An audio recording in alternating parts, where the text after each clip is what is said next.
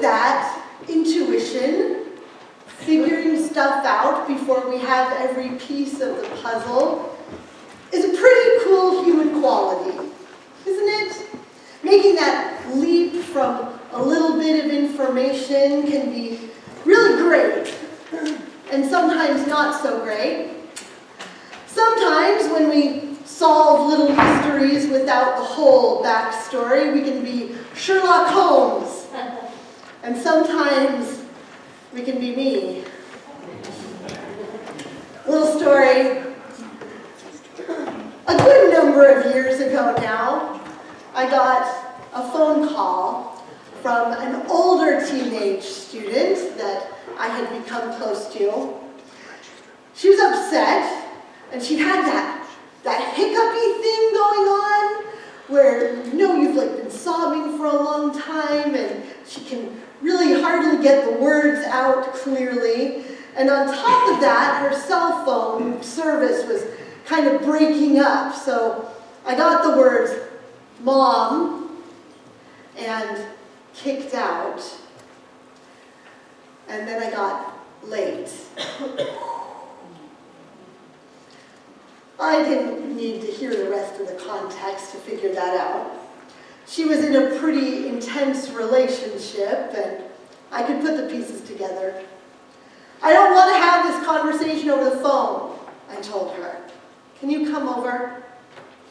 Well, she sniffled a little bit and said, "Yeah." She arrived. I made her a cup of tea and got her some food that had sugar in it, as is my habit. I grabbed a box of Kleenex and I sat across the table from her. "Listen," I said, trying to choose my words really carefully. "Whatever happens from here, it's going to be okay. And I want you to know that I'm not judging you. This is a safe place for you to talk, okay? And once your family gets over the shock, I know that they're going to support you. And no matter what, you can be here. You are not going to be on your own." Well, she stopped crying and got a really weird look on her face about halfway through that little speech. And in the next absolutely horrifying few minutes, it became clear that her mom was worried that she was going to be kicked out of our show for being late to one of the performance call times. It also became horrifyingly clear in those few minutes that I had thought she was pregnant. Yeah, and I'm again telling this story. I told the 8 o'clockers that they were the very first ones to ever hear this. Now you are the second. Feel special. Whew.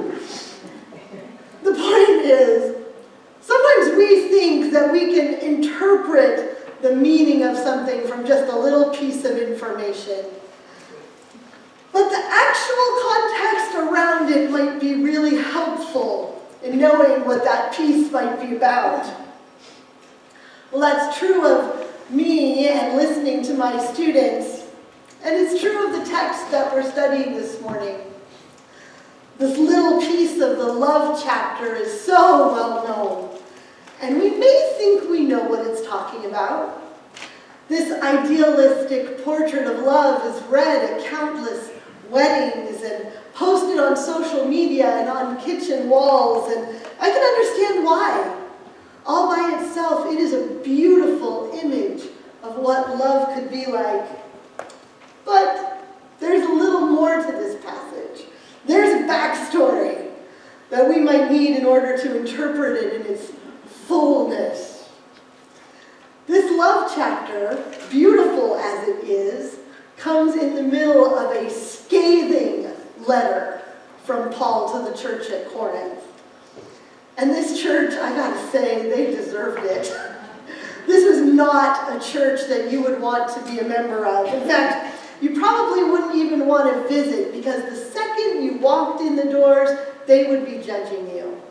They would be trying to figure out how much money you had, what your social standing was, which section in the church, you were going to take sides with whether you spoke in tongues. Big deal.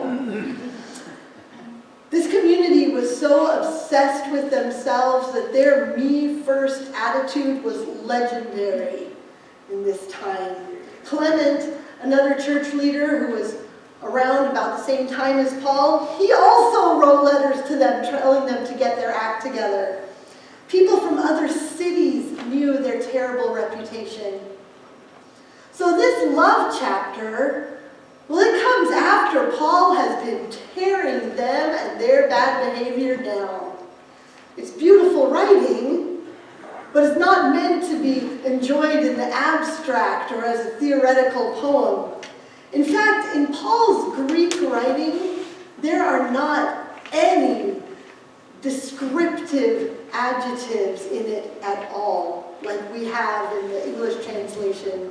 Words like love is patient, love is kind. No, they're all action-filled verbs.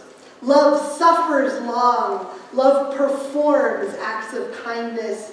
Love forgives. Love does not act with pride. Love does not keep record of wrongs. Love rejoices in the truth.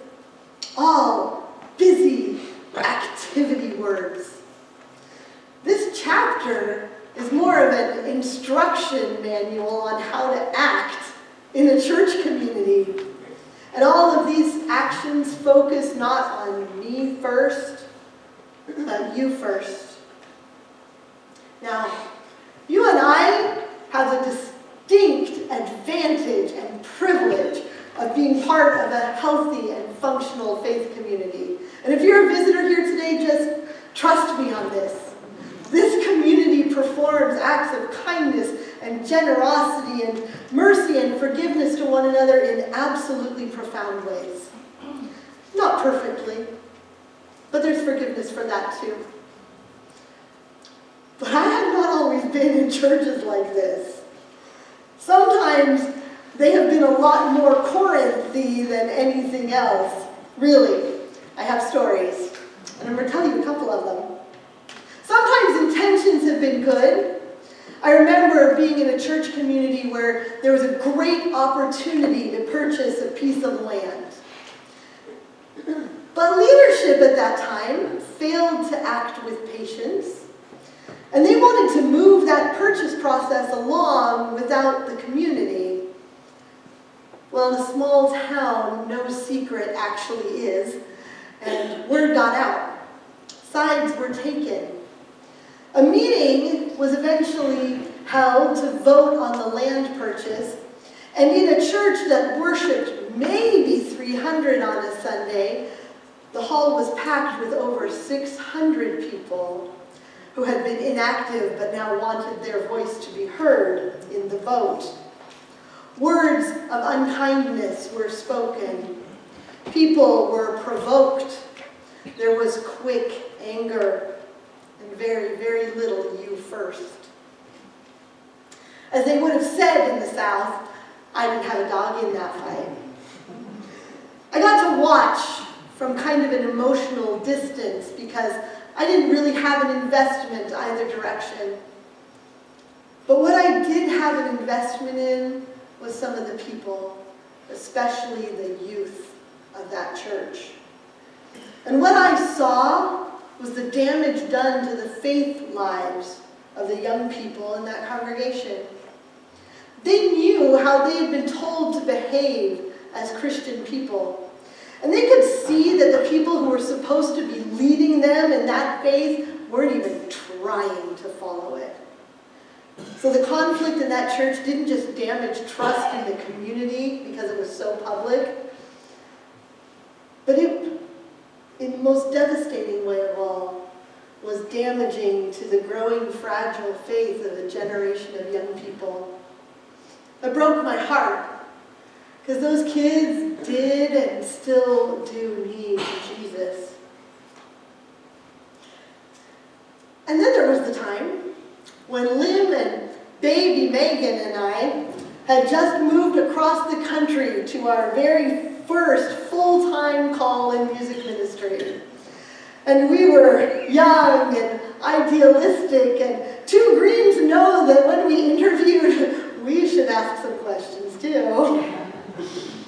The first week after we arrived, we were visited by two different vigilante groups. They both came into our drafty rental house at the edge of town and said, "We're so glad you're here." Well, that sounds nice, doesn't it? But then the first group followed that with, "Because Pastor really needs support, you're going to be able to protect him." Huh? By singing? The next group followed it with, "Because you're going to be able to help Pastor understand that he isn't able to lead this church right now, and he really needs to move along." Cut to two 25-year-olds frantically looking through job description. We soon discovered that the previous musician had resigned when the pastor had a stroke. 10 days after that stroke, the music minister and the head of council went to the hospital and told the pastor that the church couldn't have someone broken. They needed an image of strength in charge, and he should step down. The music director went so far as to say, "It's you or me." And the pastor said, "You." And they hired us to replace him.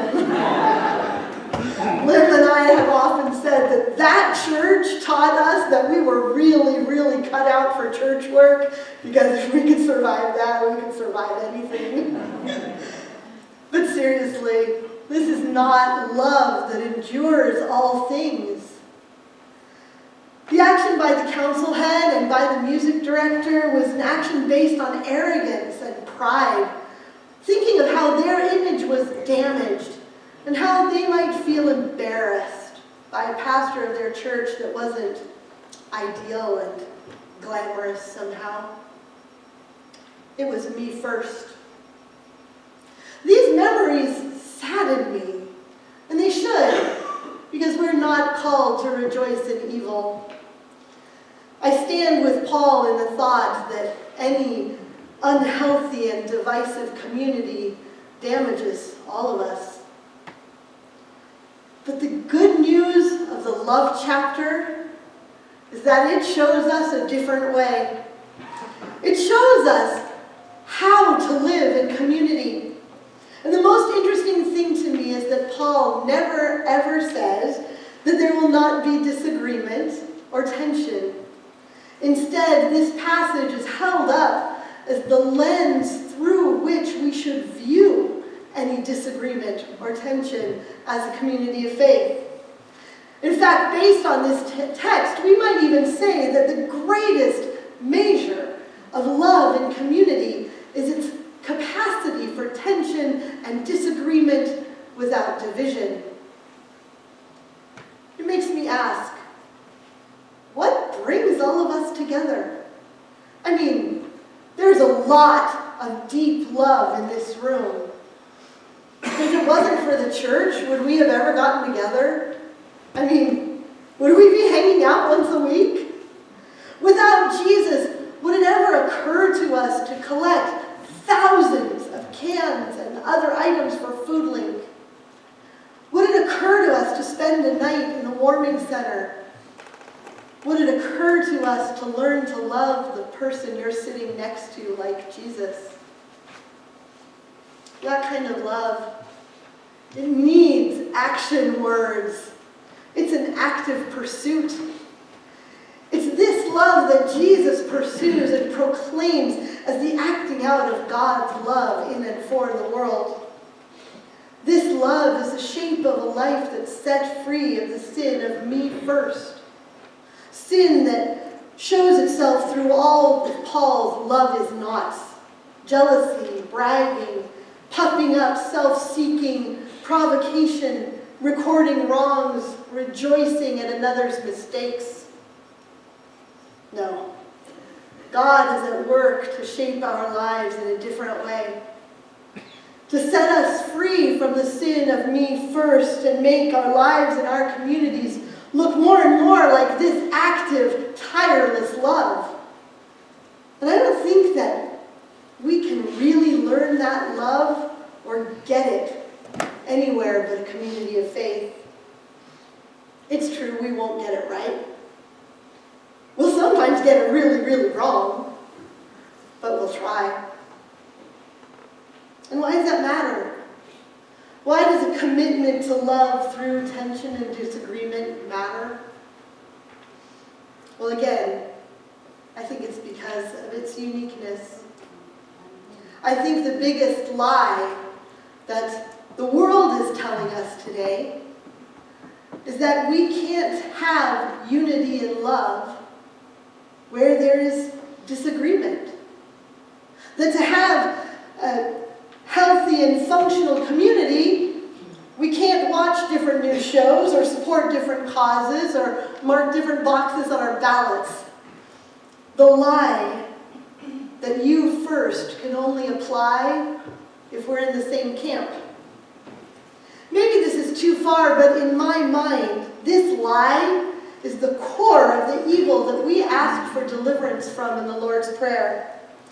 This lie is a tool, and right now, a very successful tool of the powers and principalities of darkness in this world. This lie causes division where there should be love, and this lie causes despair where there should be hope. Because of this lie, sometimes we think that the mission of the church is to gather like-minded people together, and that if we're all alike, we might have an easier time being a community. But that's a lie too, isn't it? Even alike or like-minded. You don't have to go any further than the latest news about the Democratic primary to figure that out. And the lie about unity in the world has produced some of the worst of humanity. Racism and sexism and religious wars and genocide. It seems that as humans, we can't use our similarities in order to love better. We can't use our similarities in order to feel the love. But did you notice that this text, these words of Paul in his letter, they're never about feelings. Not once is love portrayed as an emotion. This isn't a manual on how to feel good. It's about how to act. Maintaining active love in community, well, it costs us all something. It's constant humility before God and before others that, as Paul goes on later to say in this chapter, we can only see part of anything. It's accepting that even in our deepest, most tightly held convictions, we could be wrong. And that we'll not know in this life the full truth. How hard is that to do? It's a rare kind of love. And we will, and we do fail. We hurt each other. Sometimes we don't mean to. Sometimes we do. But even though we know that this kind of love is transformational, both to the person acting it out and to the one receiving it, all of that litany of action words, well, they can feel like a law that we have to obey. And sometimes they can turn into a feeling of a burden. But what if all of that, what if it's not a heavy law, but a promise? What if it's a treasure map towards something that we could joyfully pursue? It's at the end of this passage that the promise of this kind of love really jumps out at me. Paul has already said that love never ends, but then he repeats faith, hope, and love abide, these three. And the greatest of these is love. Love never ends. Well, faith will. At the end of this life, faith will become sight. Hope will end. At the end of this life, our hope for eternal life becomes fulfillment. But love is different. This active love, through it, God gives us a window into eternity. God's love will not fail or end, and truly endures all things, including death. And our active participation in love that pursues unity through all differences, it might be the very greatest gift that we're offered in this life. It might be the only treasure that we can take with us and hold on to into the life to come. And if that's the promise in this, I want it. I want to be part of a church that's working on loving like Jesus. Can you imagine what it would be like to be part of a community that was actively, moment by moment, really, truly focused on you first? So my prayer this morning for you and for me is that as the world more and more every day tells us the lie that we should be divided, that we'll rejoice in all of our differences and actively, faithfully pursue love and unity. That our you first love for each other in this community of faith will be bursting with action words. That it will bear all things, believe all things, hope all things, endure all things, and never end. Amen.